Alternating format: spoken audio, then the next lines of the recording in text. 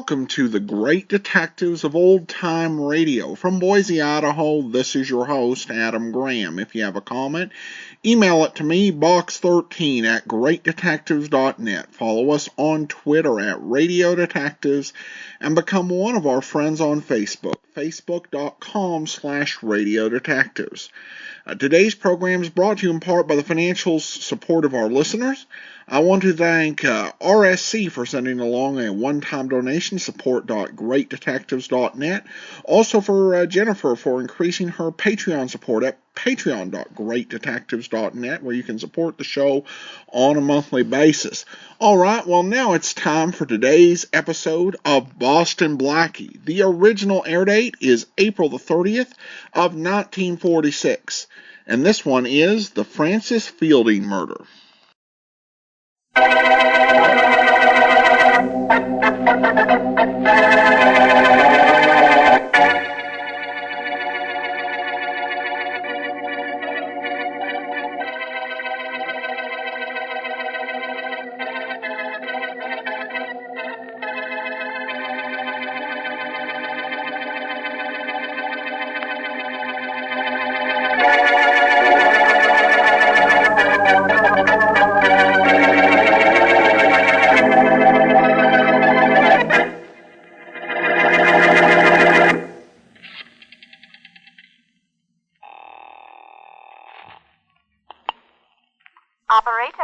Operator, get me the police. One moment, please. 22nd Precinct, Sergeant Mulvaney speaking. Sergeant Mulvaney, this is Dr. Lester Allen. Yes, Doc, what can I do for you? Well, I'm in a house at 1110 Dale Avenue. There's been a murder here. A murder? Well, don't touch anything, don't move anything. We'll be right over. All right, Sergeant. Who's the victim, Doctor? The victim was a patient of mine, Miss Frances Fielding. I'm a psychiatrist, Do Sergeant. you know how she was killed or who killed her? She was shot. It looks like murder because when I found her just now, the gun was much too far from her body for this to be suicide. Well, just sit tight, Doc. We'll be right over. Sergeant, I wonder... Yeah, Doc? Oh, nothing. I suppose it's much too irregular. I think I know what you're getting at, Doc. You know a couple of newspaper men will come along with us. You don't want the publicity. No. Frankly, I don't. Well, I tell you what, Dr. Allen. I know who you are, all right. Go back to your office and stay there. We'll be up to talk to you later. Might have to ask you a few questions. Of course, Sergeant. I'm sure I can answer them to your complete satisfaction.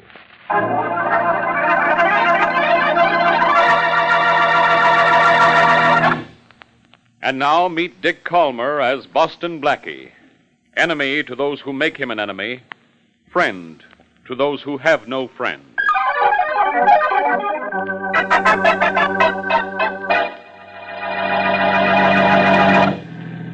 Here's your apartment, Mary. Mm-hmm. Hold the meter, driver. The young lady's getting out here, but I'm going on. Okay. Blackie, look across the street. Hey, looks like a sighting of some kind, Mary. Wonder what it is. It is not for us. I know, not... Hey, that police car over there, the one in front.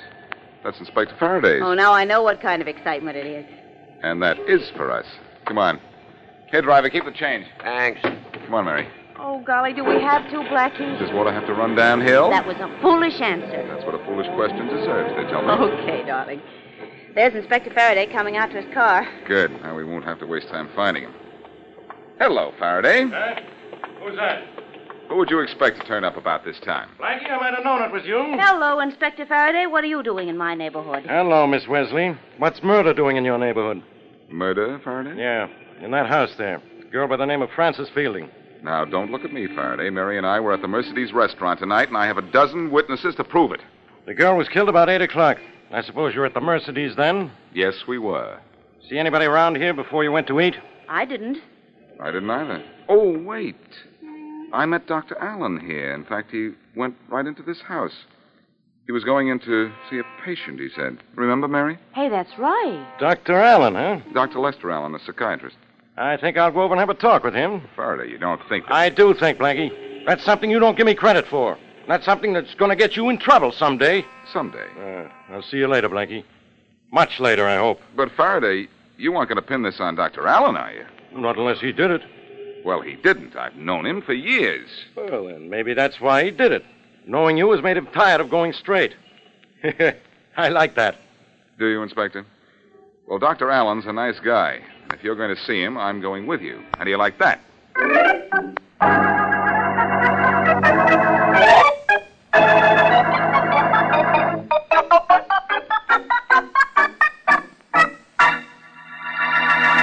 Dr. Allen, I'd like to ask you a few questions. Of course, Inspector Faraday. Give him routine answers, Doctor. He won't know the difference. Quiet, Blackie. Dr. Allen, when was the last time you saw Frances Fielding alive? This afternoon, here in my office. Is that the last time you saw her? Alive? Yes. I talked to her on the phone later. She called me. Told me she was terribly upset. About what? Well, she came to see me this afternoon for treatment. She was suffering from a neurosis. She was afraid she was going to kill herself. Never mind about that neurosis stuff. Now, after Miss Fielding called this evening, what did you do? I did as she asked. I went to see her. So you admit you were there, do you? Well, of course I do. In fact, Blackie saw me going in to see her. That's why you're being questioned, Doctor. I had to open my big mouth. Well, shut it, Blackie. Dr. Allen, you mean to tell me you went to the Fielding home, found Miss Fielding dead, and left without calling the police? Look here, Inspector. I did call the police. You called the police? Now, please, Doctor, don't give me that. But I did. I talked to a Sergeant Mulvaney. Mulvaney? There's no such sergeant at headquarters. And no call ever came into headquarters. I checked But that. I don't understand. This is absolutely fantastic. Is it? If you talked to the police, why weren't you at the scene of the murder when the police arrived? Why? Because Yeah. the Sergeant Mulvaney said he knew me, and it would be all right if I waited for the police right here in my office. You don't tell very good lies, Dr. Allen. And you don't tell them well, either. Come on. Why did you kill her? I didn't kill her. I never saw her before this afternoon. Can you prove that, Doctor? Well, I don't know. I might. My secretary, Miss Glenn, she might. Get her in here, Blackie. Sure. You never saw Frances Fielding before this afternoon, huh? No. My appointment book will prove it. All right, Doctor. It isn't going to matter much, but I hope you're telling the truth for a change. There she is. Thanks, Blackie. Miss Glenn, when did Frances Fielding first have an appointment with Dr. Allen? About 8 months ago, Inspector. 8 months? Miss Glenn. 8 months, huh? That's not true, Inspector. Miss Glenn, what's the matter with you? You know I never saw that girl until she walked into my office this afternoon. Oh, I'm awfully sorry, Dr. Allen. Did I say something wrong? You said something right, Miss Glenn. Look here, Inspector. This whole thing is absolutely... Why, my appointment book shows she was here for the first time today. It shows you saw her for the first time 8 months ago. Or Miss Glenn wouldn't say so. I'm afraid it does, Doctor. Here's my book. See for yourself. I'll take that book. You answer your phone, Doctor. Thank you. Hello. Dr. Lester Allen? Yes. Can you talk? No, I can't talk to anyone now. Call me back in a few minutes. Okay, I'll call back in a very few minutes. Now listen, Inspector. You listen, Doctor. You're not in a position to do much talking. You look like a murder suspect to me. Faraday, you're all wrong. Quiet, Blackie. I'm all right. The doctor's lying about the phone call to the police and about when he first met the dead girl. And I think that makes it look like maybe he killed her. Motive, Faraday, motive. What was his motive? I'll find one, don't worry.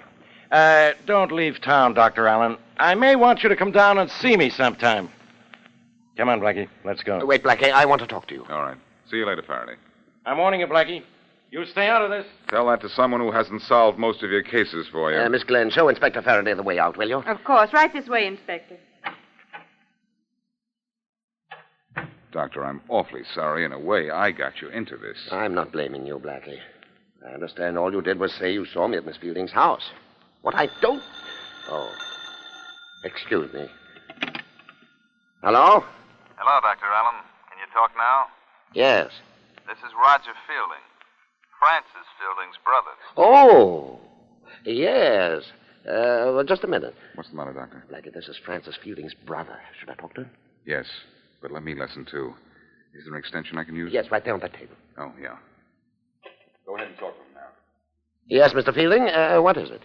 You know what it is, Doc. It's about what you did to my sister. What I did to her? That's right. She's dead. Don't try to tell me you didn't kill her. What makes you think I did? Her little diary told me so. Just let me read you what it says here on one of the pages. Kept for a year, and you're on every page. This is 7 months ago. It says, I love Lester so, and he says he loves me. But I know one of these days he'll leave me to go back to his wife. I envy Mrs. Allen so, but I won't let him go. I just won't let him go. Look here, I didn't even know your sister 7 months and listen ago. to this, Doc. This is even better. Here's what it says on a page of her diary about a month ago. She wrote, Lester's throwing me over. I just know he is. And if he does, I'll go to Mrs. Allen with the truth. I'll tell her everything. Listen, Doc. What? I don't know why you killed my sister, but I got a rough idea. She sort of asked for it, didn't she? Now, look. You look, Doc. Maybe Sis got what was coming to her, but the cops got this diary coming to them. Unless you want it. And bad. This is blackmail. Is that what it is? I think I'm doing you a favor. Meet me at Dobbs Hill at 10 tomorrow night. And I like to do favors. Hello. Hello. No use, Doctor. He hung up. Blackie, what do you think? Well, Faraday broke down your story about calling the police and not meeting the dead girl until this afternoon and said all he needed to arrest you was a motive. What I just heard on the phone would pass as a motive, all right. Blackie, you know I had nothing to do with this. No? Well, Dr. Allen, either this is first-class frame-up or you're a third-degree liar.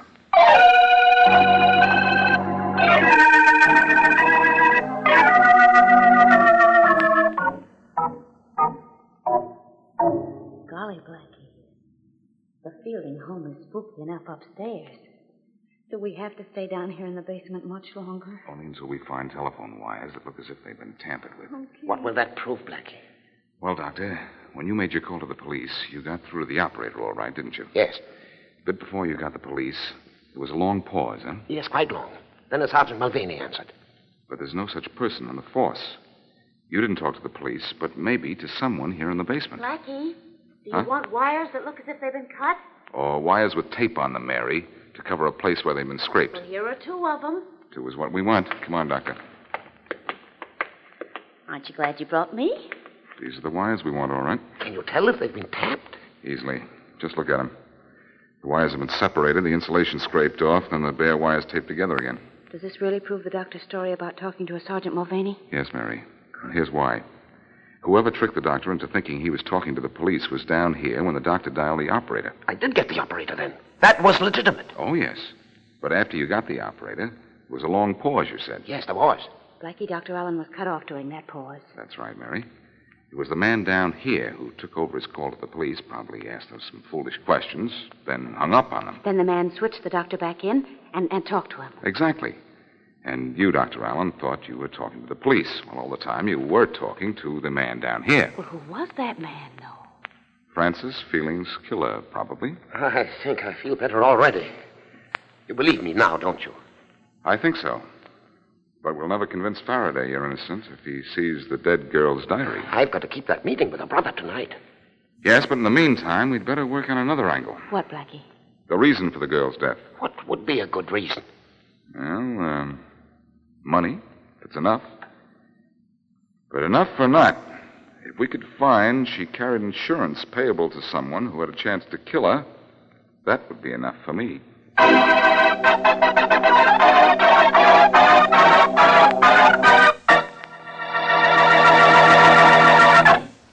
Now back to Boston Blackie.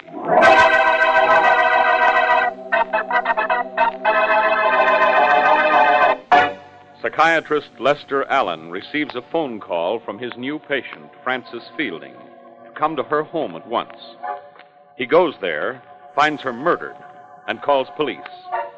He is told to go back to his office. Inspector Faraday finds no record of Allen's call and believes him guilty. As we return to our story, Boston Blackie, who is with Mary and Dr. Allen, calls Faraday in search of a motive for the girl's murder. Maybe this will work. At least it's worth a try. Faraday speaking. Hello, Faraday. This is Blackie. Now what do you want? The usual, Faraday, to give you a little help. I'd rather have the measles. Next week, Faraday. This week, I want to give you an angle on the Fielding murder. I think it's insurance. Blackie, I don't know how I'd get along without you. I do. Not very well. You know, it's amazing that you'd think of insurance at a time like this. What's amazing about it, Faraday? If you were any kind of a cop, you'd have thought about it long ago. I thought of it last night. Is that long enough ago for you? Well, Faraday, you're improving. What did you find out? None of your business. What are you doing, Faraday? Faking? I'll bet you don't know a thing about the Fielding girl's insurance. Bet you never even thought of it. Oh, I didn't think of it, huh? Well, a copy of the policy is right here on my desk. I don't believe it. You don't, huh? All right, listen to this. I'm listening. She had an accident policy with $5,000 for accidental death. Mm-hmm. She took it out 2 years ago and collected on it 5 months ago for a broken arm. And now all the money from the policy goes to her grandmother in Mexico City. Oh, her grandmother, huh? Yes. And if you think her grandmother killed her, think again. Because she's a 97-year-old invalid and hasn't been out of Mexico City in 30 years. Well, wise guy, don't bother me with your bright ideas. Faraday. Faraday! He hang up on you, Blackie? He sure did, Mary. Was she killed for insurance? No. Oh, gee, so now what? Now, Mary, you're going home to see a bed about some sleep, and Dr. Allen and I are going to Dobbs Hill to see a man about a diary.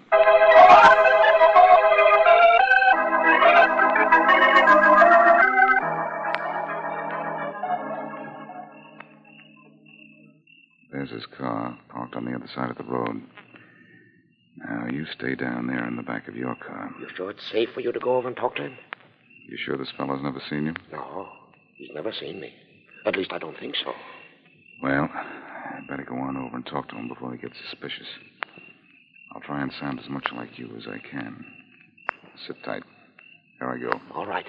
Good luck.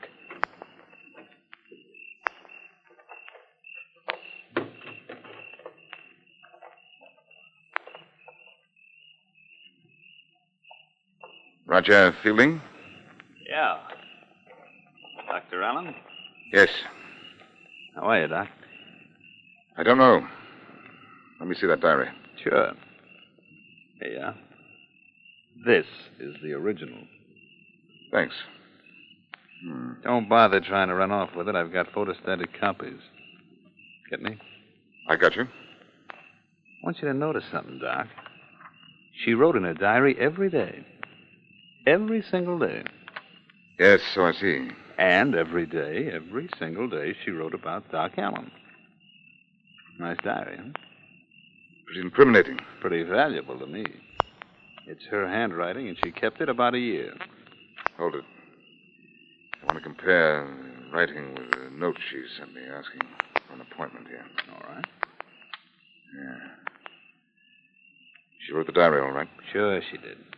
Now, I'm not asking much, Doc, only a little. Now. And later? A little more. And after that? Oh, whenever I get a little pushed for cash, then either you come across with the money like a nice guy, or I take this diary to the cops. What for? What for? It gives you a pretty good reason for killing it. Yes, it does, Fielding. There's only one thing wrong with it. What's that? It's a phony. A phony, huh? Well, let me tell you something. What? As a doc, you're a phony, too. The next time, tell Doc Allen he better show in person. Mr. Boston Blackie.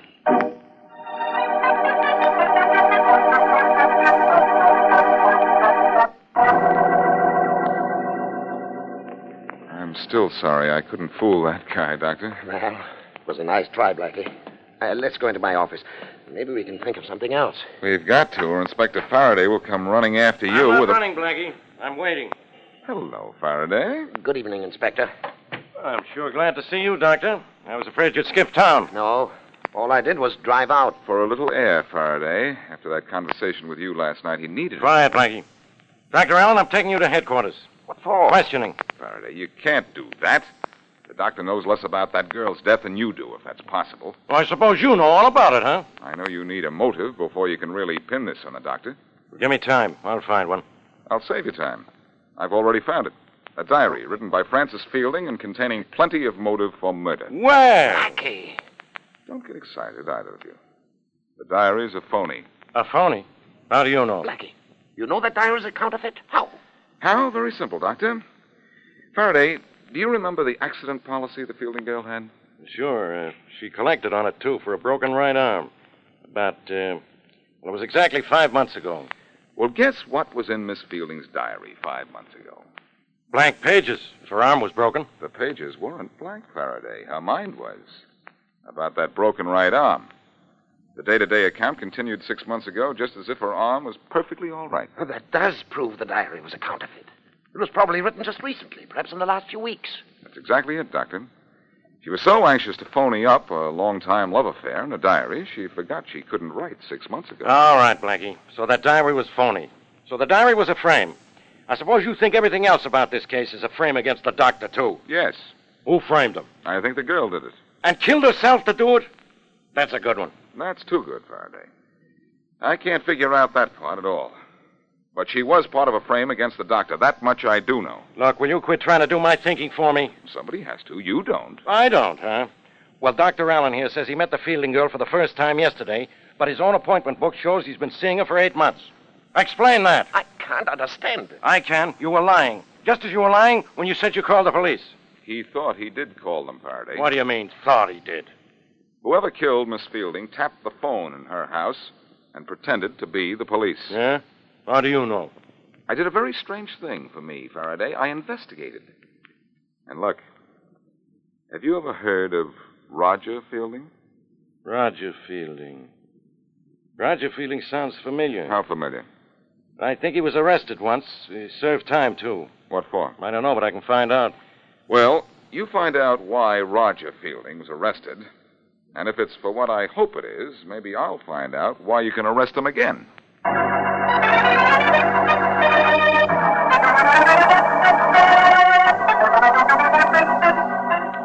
Who are you looking up in the phone book, Blackie? Catherine Glenn, Mary, the doctor's secretary. Why? Well, Faraday found out that Roger Fielding used to work for the telephone company. Went to jail for stealing payphone collections. I knew he was responsible for this frame-up as soon as he flashed the phony diary, but I wanted to make sure. Oh, I see. And when you found out he'd worked for the phone company at one time, you figured he knew how to tap the phone in his sister's house. Right. Let me see here. Yeah, and the only thing I have to prove now is that Catherine Glenn was working with Fielding. And, of course, she phoned up Dr. Allen's appointment book. Ah, here's the number. Darling, where's Dr. Allen now? At headquarters, poor guy. Faraday wouldn't wait. Oh. What are you going to say to Miss Glenn? I'm going to pretend I'm Roger Fielding and see what she says to me. Oh, again. Happy pretending. Thanks. Hello? Okay, this is Roger. Roger who? You don't know? I think I do, but Look, then... I have to see you. What about? Just to check on a few things. Such as... You ought to know. I ought to know who you are, but I don't. You don't? No. Unless you couldn't be Boston Blackie by any chance.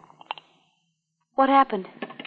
Nothing. She knew who I was. I'm not very good at fooling people tonight, Darling, apparently. you never were very good at fooling me. I was never trying to pin a murder on you. I have never given you the chance, though. Well, Fielding and Miss Glenn have. And I'm going to take it, too. There's just one more thing I can do.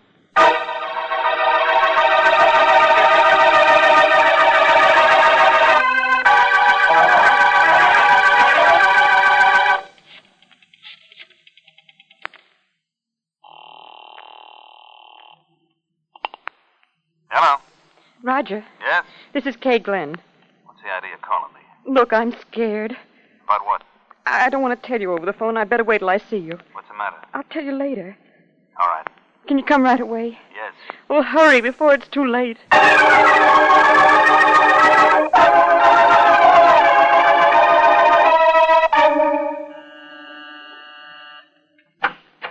Oh, come in, Roger. What's up, Kay? What's the trouble? Wait till I lock the door. Kind of jumpy, kid. What's the matter? Nothing. I just want to talk to you. What about? About how things are going. You know the answer to that yourself. Great. But I'm upset. Why? Because of Frances. Why be upset about her? Because... Roger, why didn't you tell me you were going to kill her? That's what I'm really upset about. That? Well, I didn't see any point in telling you about that. Or Francis either, of course. In fact, it was sort of a spur-of-the-moment thing. I double-crossed Francis, who never even dreamed she'd be murdered when she first came along with that plan. I thought it would make a better frame against the doctor. A better one? What was wrong with your first idea? Nothing. I suppose we could have shaken him down for plenty with Francis's diary and the appointment book you fixed up. Then why did you have to kill Francis? 2 reasons. It put the doc in a worse spot, And we only have to split 2 ways instead of 3, so I killed her. Well, I want nothing to do with murder. I'm going to the police. No, you're not. I killed Francis to make the frame against the doc a good one, and I could kill you and make it perfect. You go to the police, will you? No, you won't. You won't. Inspector. I'm calling a cop. I'll fix you so you don't call.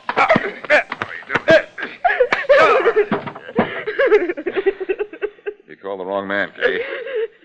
I got here first. Oh, thanks, Blackie. He was going to choke me. You can come out now, Faraday. The danger's over. Very funny. I had to slip up behind Fielding and slug him, or he'd have choked Miss Glenn here. Yeah, I know. I heard plenty before you clipped him. I guess you did it that, Faraday. You know, I just couldn't get along without you. What would I do for laughs? You'd look in the mirror. Well, I got to revive this guy now and get him down to headquarters. I suppose I'm going to headquarters, too. Yes, Miss Glenn. But I don't think you'll get what Fielding's going to get. You did a good job working with me after Francis was killed. It was your cooperation that helped us break this case. Oh, I did my best, Blackie. I had to. When I first got into this, there was no talk about killing Francis Fielding. I'm glad Dr. Allen's name is clear. Really, I am. I think the police will believe you, Miss Glenn. Oh, well, for his frame-up against Lester Allen, M.D., Fielding's name from now on is M.U.D.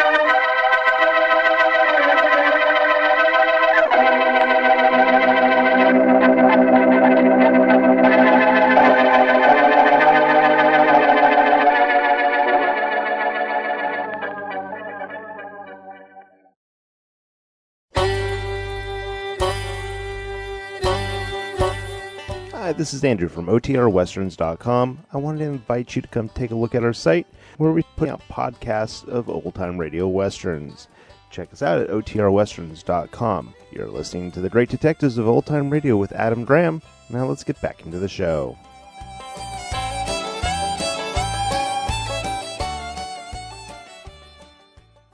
Welcome back. Well, poor Blackie had a tough week getting caught impersonating someone twice, and they knew it was Blackie. At this rate, next time Faraday gets into trouble, he's going to call for Mr. Chameleon. Speaking of Faraday, I actually thought his suggestion to Blackie about looking in the mirror, I actually laughed at that.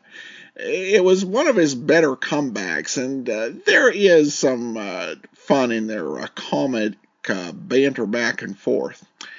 But at any rate, that will actually do it for today. Be sure and join us on Friday for yours truly, Johnny Dollar. Next Tuesday, we'll be returning to some Jeff Regan episodes that we've discovered, and be sure and listen to that. And then next Thursday, another episode of Boston Blackie. In the meantime, send your comments to box13 at greatdetectives.net. Follow us on Twitter at Radio Detectives